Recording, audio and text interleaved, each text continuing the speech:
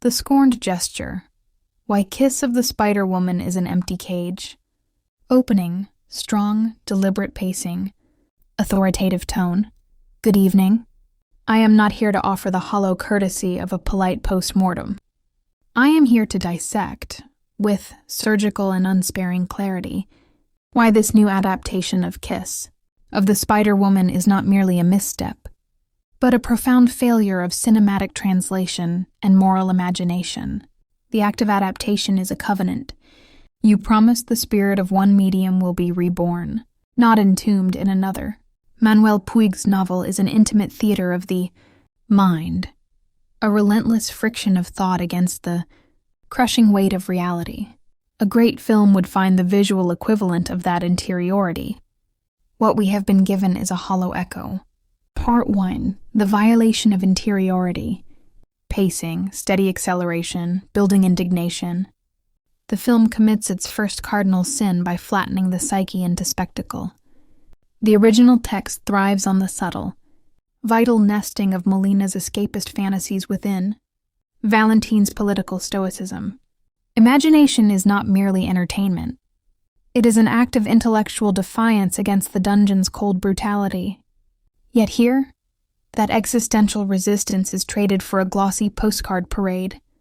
The scenes of fantasy are divorced from the prison's agony, rendered as alternating tableau. The grim cell, then the saccharine daydream. They are visually sumptuous, yes, but they never draw blood from the cruelty they attempt to evade. The dream sequences cease being an internal strategy for survival.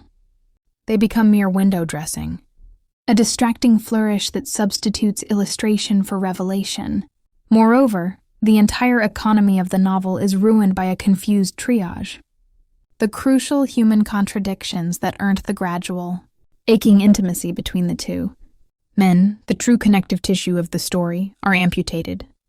They are replaced by lines of expository shorthand. Characters merely state their depth rather than earning it. The result is a tonal vacillation that proves fatal. A story demanding the courage to be brutal succumbs instead to the temptation of the sentimental when a director pulls his punches at the moment the emotional impact should be the most bruising.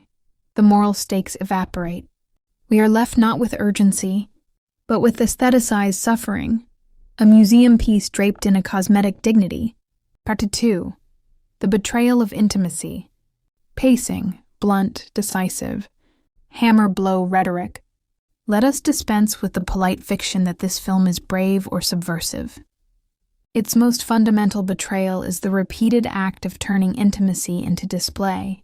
Sexuality, when stripped bare of context, consequence and psychological cost, is reduced to mere commodity for the frame, a choreographed arrangement for the camera, not a human collision with lasting repercussions. There is an inescapable moral burden when private life is rendered as public art. If you elect to portray such charged intimacy, you must frame it with the meticulous care of an ethical surgeon. Motive, consequence, the psychological tally. This film consistently shirks that responsibility. It opts for a tableau of surface over the messiness of exploration. The spectacle of the Spider-Woman is not profound. It is titillation dressed in the severe costume of seriousness. Worse still, the film performs a gesture of daring without payment. It wears taboo as a badge of artistic courage, yet refuses to let the narrative feel the devastating aftermath of those supposed transgressions. That is not bravery. It is aesthetic safe play. It is posing without consequence. The camera, far too often, prefers the sheen of the surface to the substance of the soul. This is not representation. It is exploitation veiled as spectacle. Part 3. The calcification of cliché. Pacing, fast, dismissive, driving home the lack of originality.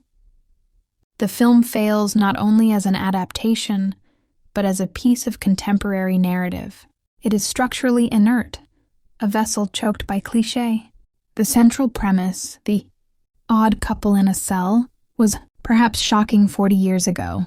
In 2025, it is a workshop exercise. The cinematic landscape is littered with cellmates who find reluctant trust. This film does not subvert the pattern. It dutifully retraces it, like an uninspired student tracing over graph paper. And the fantasy sequences, which should detonate reality, function instead as repetitive filler. They are glossy, predictable music videos that pound the audience with the same message.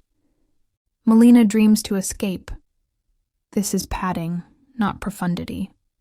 When the arc is predictable, when the audience knows the informer will be exposed, knows the ideological walls will crumble, knows the gesture of sacrifice will arrive, tension perishes. The film does not challenge our expectations. It confirms them with lethal banality. We are asked to sit still for narrative beats that we have long since outgrown. Dignity is not drama. And here, dignity without discovery is embalming. The story has been preserved in respectability, leaving it cold, preserved, and lifeless. Part for inertia and artifice. Pacing, clinical and sharp, dissecting the execution. The Spider-Woman herself is the metaphor that collapses under its own weight. She is not a force in the narrative. She is not even a shifting symbol. She is a hollow ornament, a visual screensaver of a deadly kiss that repeats without escalation.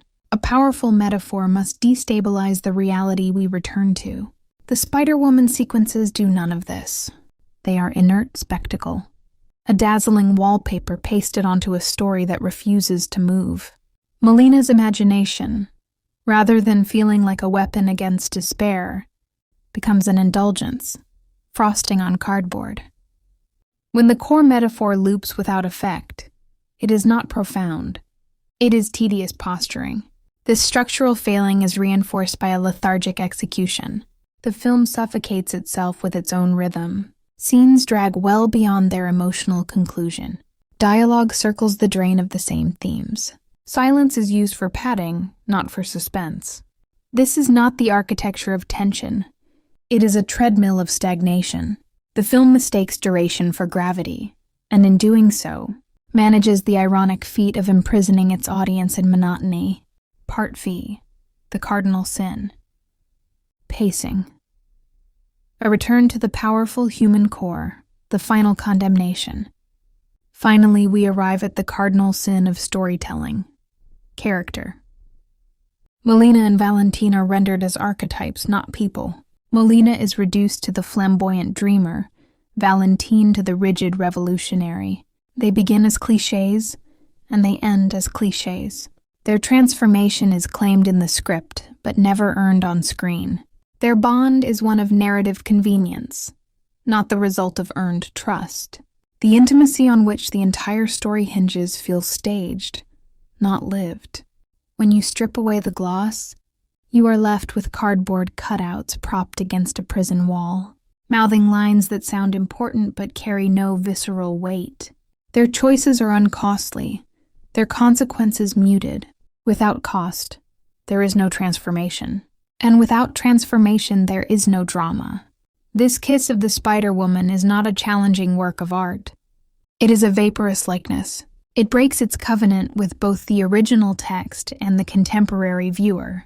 It is a film that demands the audience admire its decor while ignoring the emptiness at its core. The final verdict is unambiguous. This film is a calculated gesture that mistakes ornament for depth and stylistic pose for truth. It is neither a searing political drama nor a convincing human one. It is merely a beautiful, hollow cage.